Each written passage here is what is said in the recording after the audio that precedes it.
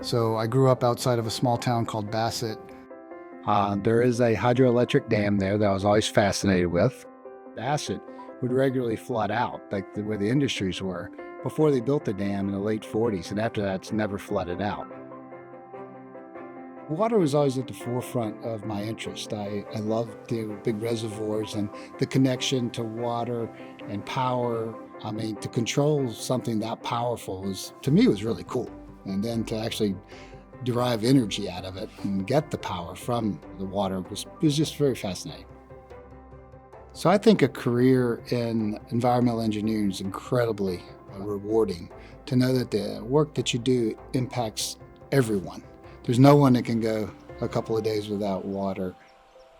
If our streams aren't clean, then the fish and the wildlife don't survive. Every day you make an impact on someone else's life.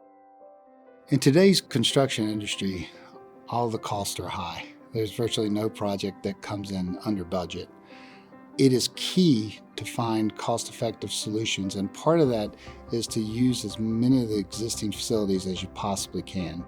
We pride ourselves on only building what we need to build to keep our rates for our ratepayers low. The first-time client should know that Hazen & Sawyer is going to come and try to develop the best alternative possible for them, not for Hazen & Sawyer. We're going to work with them to look at other options, to look at what's affordable and what makes sense for them. Once you build a relationship with Hazen & Sawyer, it typically lasts a long time, even with generational changes, as you change from one general manager to another, one engineering director to another.